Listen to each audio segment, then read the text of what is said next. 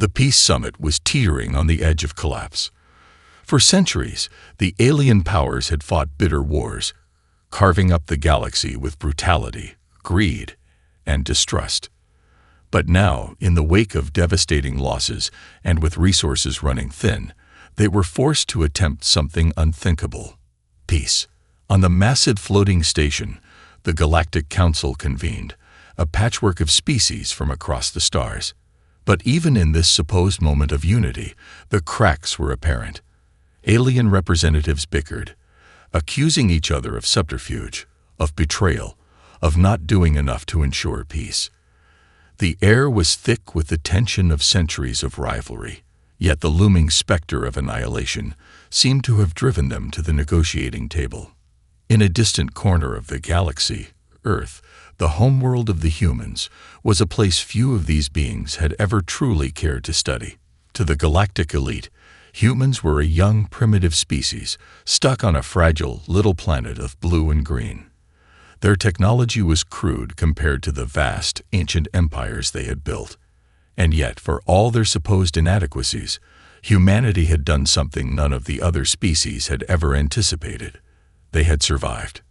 While the council debated, a series of quiet reports began to trickle in from deep space. At first, it was barely a whisper, an anomaly on the scanners, the faintest distortion in the fabric of space-time, the kind of thing that might go unnoticed if one wasn't paying attention. But then the reports grew stronger, more urgent. Something was coming. Something big. A fleet.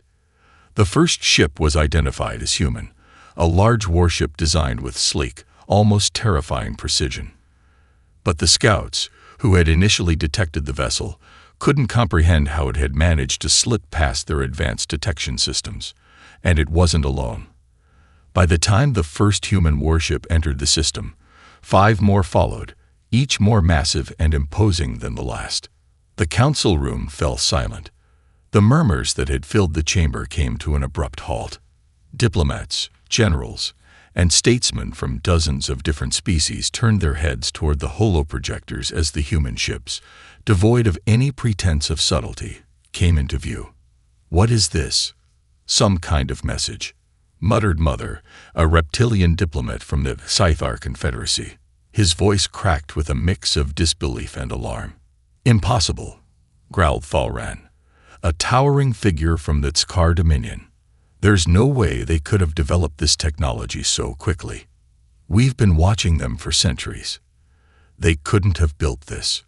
But despite their disbelief, the truth was clear. The humans were here, and there was no turning back. The human fleet, a formation of sleek warships that seemed to shimmer with power, hovered just outside the edge of the Galactic Council's neutral space. They made no attempts to hide, no evasive maneuvers to disguise their presence. In fact, they seemed completely indifferent to the galactic powers assembled in the station above. A single message flickered across the holoboards, simple yet chilling in its brevity. "We come in peace, but peace will be by our terms." The silence that followed was suffocating.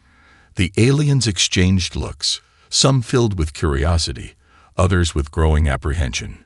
No one had ever seen a human ship up close, let alone a fleet of this magnitude. It was as if they had come out of nowhere, wielding technology the likes of which the galaxy had never encountered. The message itself was unsettling in its calmness. The humans weren't here for diplomacy, not really. They didn't want to beg for a seat at the table, nor did they make the traditional gestures of submission. They simply declared their presence. "You see, I told you they were a threat," whispered the Zoreth ambassador, a silicate life form who had been a vocal skeptic of the humans' rise. "This is no negotiation. This is a demand for power." Before the council could respond, a new transmission interrupted, cutting through the growing murmurs like a knife. It was from the human fleet itself, specifically from the flagship, U.S. Phoenix, a mammoth ship that dwarfed anything the council had ever seen. "We are not here to negotiate your trivialities. We are here because you need to understand something." The voice was calm, even a bit disinterested. "We are humanity. We do not ask for permission. We do not wait for approval. We simply do. The council fell into stunned silence. The audacity of the humans' words hung in the air like a challenge, and the room became electric with the mounting tension. "This is a mistake," said Thaurin, his booming voice cracking under the weight of his disbelief. "They've underestimated us." But not all of the council shared his sentiment. The Tivar, a highly intelligent, pacifist species, exchanged nervous glances. Their leader, a slender being whose long, translucent limbs seemed to pulse with an inner glow, spoke softly. "It's not a mistake. This is something different. They don't behave like us. They don't think like us." The humans weren't just declaring war, they were declaring themselves the dominant force, without hesitation or the customary alien diplomacy. In the cold, mechanical language of the galaxy's power dynamics, they had just rewritten the rules.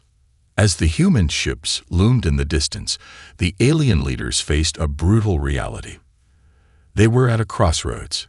They could attempt to fight the humans, or they could try to understand what this new force wanted.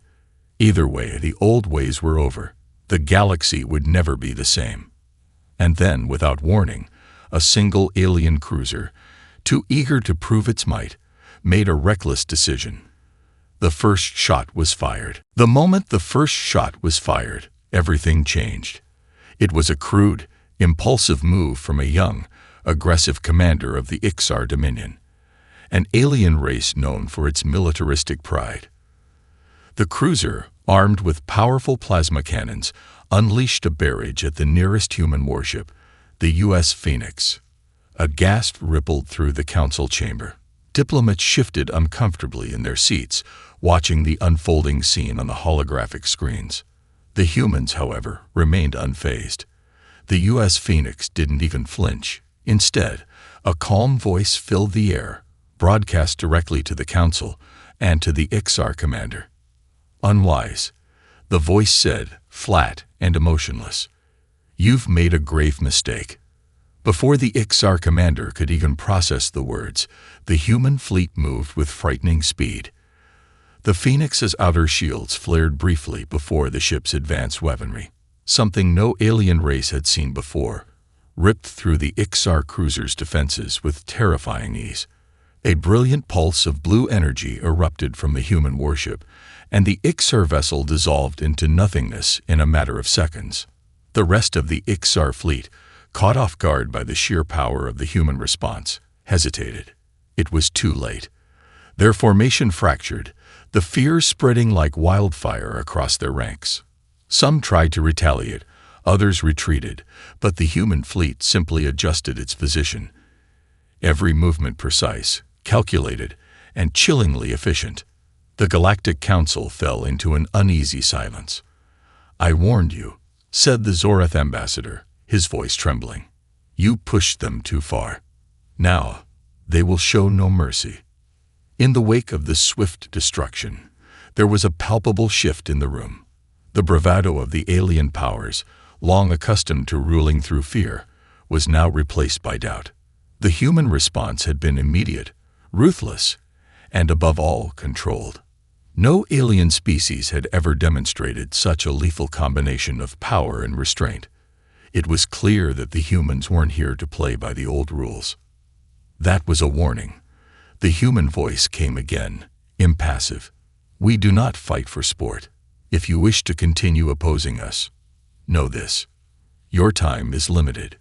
You will all bend, or you will break." For a moment, no one spoke. Then, an alien diplomat from the Delcarian coalition, a normally stoic and stern species, stood up, visibly shaken. "What is it that you want from us, humans? Why are you here?" The human voice came back, quieter this time, but no less resolute. "We want the galaxy to stop its endless fighting. You'll either join us in peace, or we will ensure that peace comes by force." The message was unmistakable. Humanity wasn't here to negotiate or seek approval. They weren't here to fight the battles of others. They had arrived to end the war, by any means necessary. And now, every alien in the room was forced to confront a terrifying truth. The balance of power had shifted. No longer were they the rulers of the stars. The humans were here, and they were as unstoppable as they were inscrutable. The galaxy was in chaos. In the wake of the human fleet's ruthless demonstration of power, the remaining alien factions were divided.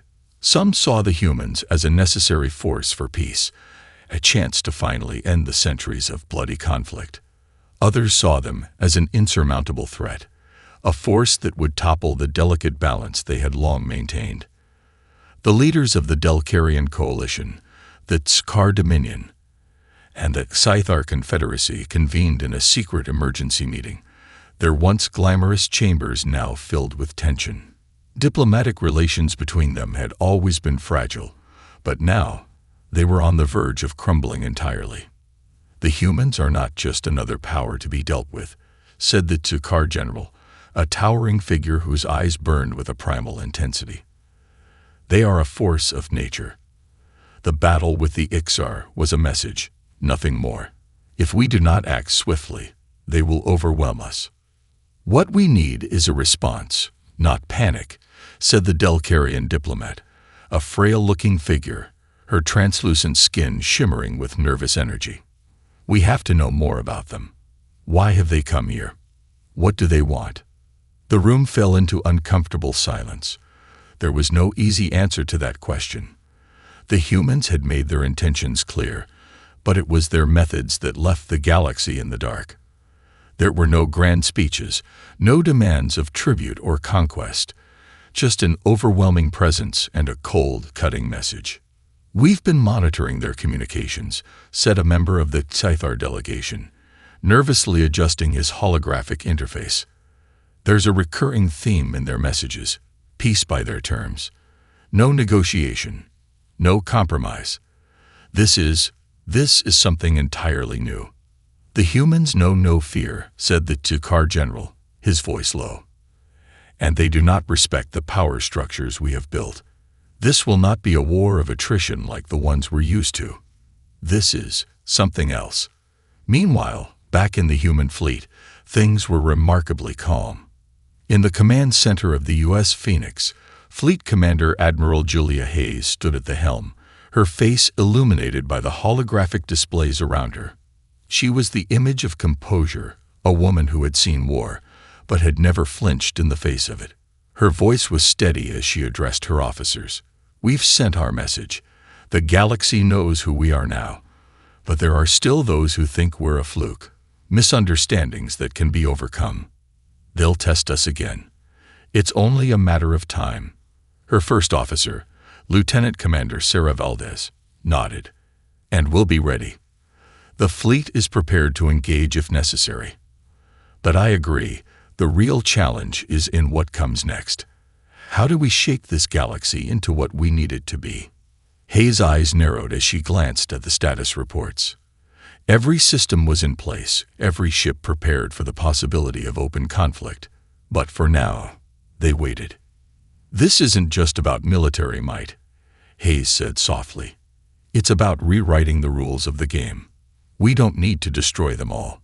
We need them to understand. This is our galaxy now." And in the far reaches of space, the counselors and generals of the galaxy's old powers felt the weight of her words hanging over them. The humans weren't just here to conquer. They were here to reshape everything. The galaxy held its breath as humanity's message spread through every system. Despite the human fleet's overwhelming power, many still hoped for peace. There were factions within the galaxy that saw humanity's potential as a stabilizing force, a way to end the endless wars that had plagued the stars. But not everyone felt that way. One such faction, the Zoran Syndicate, had long operated outside the reach of galactic law. Known for their ruthlessness and cunning, the Syndicate was comprised of mercenaries, pirates, and war profiteers who thrived on the chaos of conflict. To them, humanity represented an unpredictable factor, a potential disruptor to their carefully constructed system of power. And so, the Syndicate's leaders made a dangerous decision. They would strike first, testing the humans' resolve, and perhaps showing the galaxy that they were not as formidable as they seemed. Behind closed doors, the Syndicate made their plans, They coordinated an attack on the human fleet, a surprise strike that was intended to catch them off guard. The Syndicate's forces, made up of scavenged alien warships and mercenary crews, had no illusions about the challenge they faced, but they were counting on their ambush to give them the upper hand. The assault came without warning. Hundreds of Syndicate ships, hidden in the shadows of an uncharted asteroid field, launched a coordinated barrage against the nearest human warship, the U.S. Resolute. The ships were outfitted with stolen weapons and retrofitted for stealth, designed to infiltrate and inflict maximum damage before retreating. For a moment, it seemed like they had succeeded. Explosions rippled across the Resolute's hull as plasma cannons tore into its shields. The Syndicate's fleets swarmed around it, firing relentlessly. The humans had no choice but to retaliate. But what came next was the last thing the Syndicate had expected. The Resolute, battered but not broken, raised its shields and powered up its weapons. But rather than fire indiscriminately, the human fleet captain, Commander David Nguyen, issued a single, chilling command. Lock on to the enemy's command ship. Make an example of them. With brutal precision, a single massive shot erupted from the Resolute's main cannon, carving through the heart of the Syndicate's flagship. The blast sent shockwaves through the rest of their fleet, and in seconds, their formation shattered. The remaining Syndicate ships attempted to flee, but the human warships pursued them relentlessly, systematically dismantling their forces one by one. In less than an hour, the Syndicate fleet was no more. The survivors flowed into the deep recesses of the galaxy, too humiliated to face the galaxy's gaze. But their betrayal had consequences. As the human fleet's victory was broadcast to every corner of the galaxy, a message followed, cold and unforgiving. Betrayal has consequences. The voice of Admiral Hayes rang out. We warned you. And now, you will remember. The remaining factions in the galaxy, particularly those who had been on the fence about the humans, felt the weight of the destruction. The Syndicate had been powerful, feared by many, but in the blink of an eye, they had been reduced to nothing. And with that message, it was clear. The humans would not be underestimated. A dark realization began to settle over the galaxy. No one was safe. Not anymore. The news of the Syndicate's destruction spread like wildfire, igniting panic and confusion among the galaxy's powers. For the first time in centuries, a new force had arisen that was so formidable, so unyielding, that it left the established powers reeling. The Syndicate's annihilation was not just a tactical victory. It was a symbol, a warning to anyone who would dare challenge the humans. The council chamber of the galactic powers had never felt so tense. Once united by their shared history of warfare and diplomacy, the leaders now faced an unprecedented crisis. The humans had crossed the threshold from unknown to uncontrollable. They had demonstrated their ability to obliterate any threat with ease. And yet, their message remained cryptic. What did they truly want? What would stop them from eradicating everyone in their path? In the Delcarian Coalition's stronghold, Ambassador Lyra stood before her fellow leaders, her voice low but urgent. We can no longer ignore this. The humans are not like us. They do not have the same rules of engagement. They do not fear death.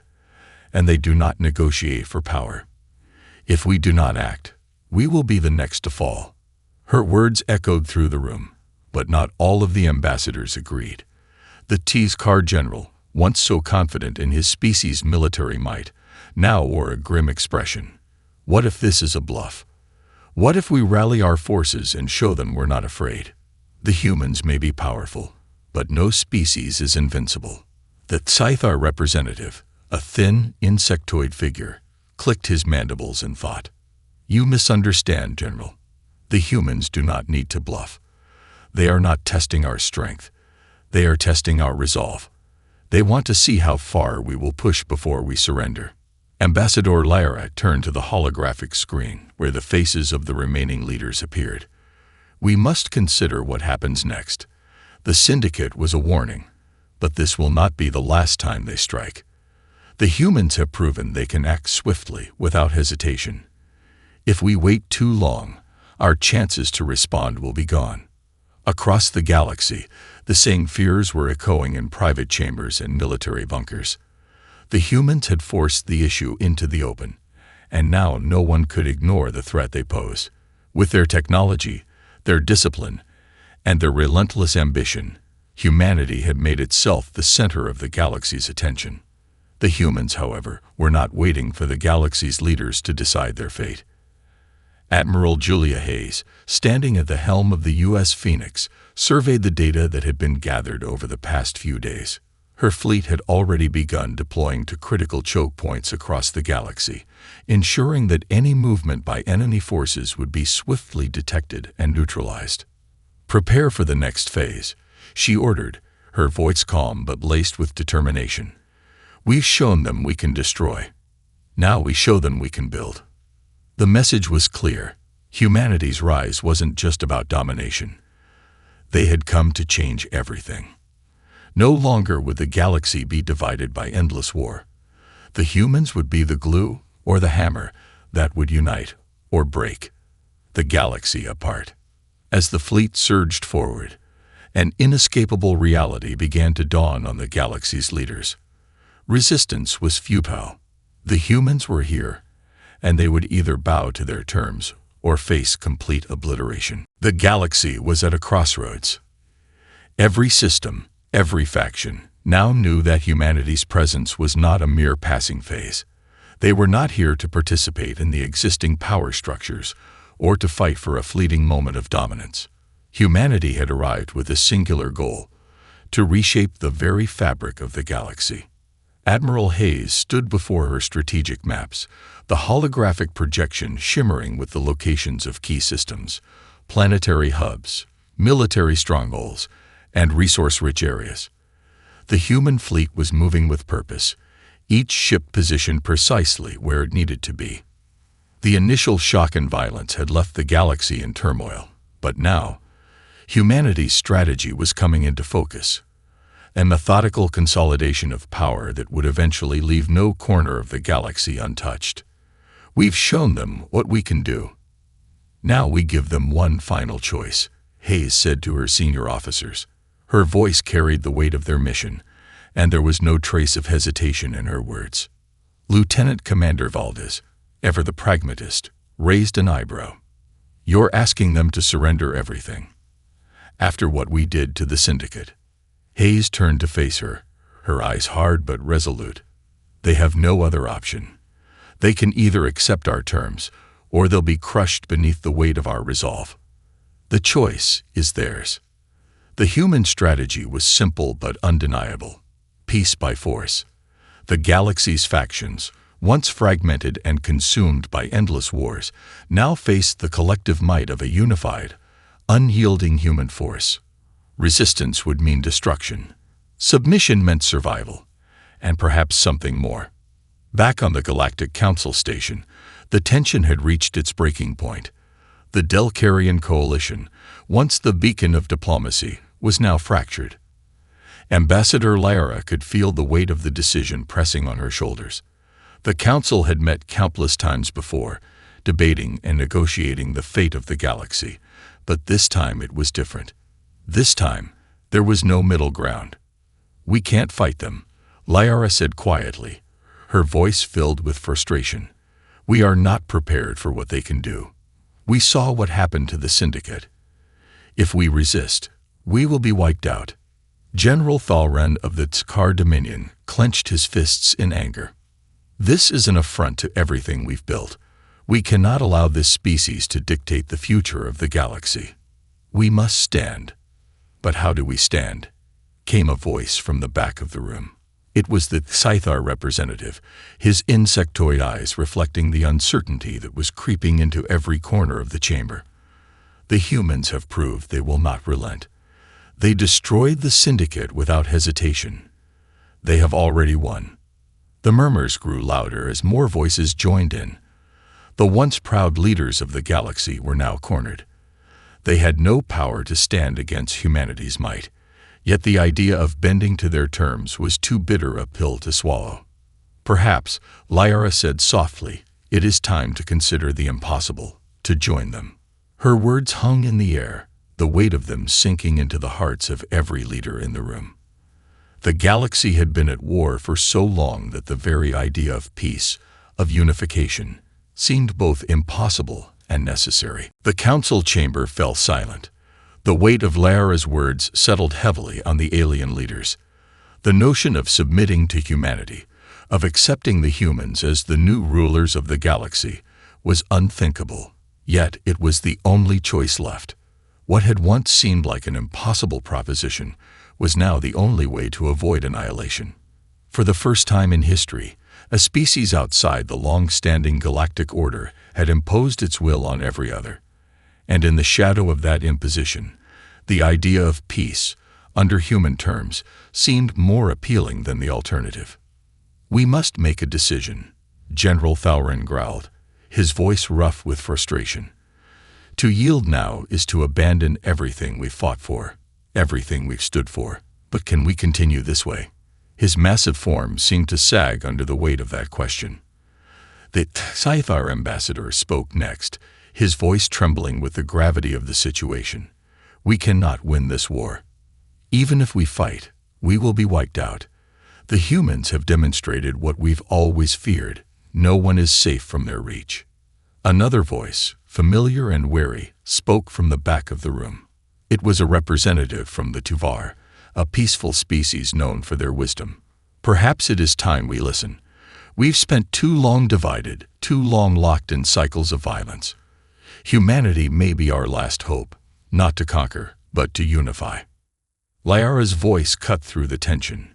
"We need a leader who understands us all, one who can bring the peace we've longed for. It's time we put aside our pride. If we fight the humans, we fight ourselves. But if we join them, we may yet have a future." The debate raged for hours, but ultimately, the reality was undeniable. There was no surviving the human fleet. Resistance would mean complete destruction. Submission, however, meant a future, one where humanity would lead, but the galaxy would no longer be consumed by endless war. Admiral Hayes, standing at the command center of the U.S. Phoenix, was already well aware of the decision that was unfolding across the galaxy. She had seen the signs, seen the hesitation in their messages, the delays in their responses. The leaders of the galactic powers were backing into a corner. They would come to terms with her soon. And when they did, she would offer them an opportunity. Peace, but peace on humanity's terms. A new order, one where the galaxy would finally unite under a singular powerful force. No more endless wars. No more squabbling over territory and resources. The fleet's lights flickered and hummed as it moved forward, the weight of the decision echoing through every corner of the galaxy. It wasn't just about dominance anymore. It was about shaping the future.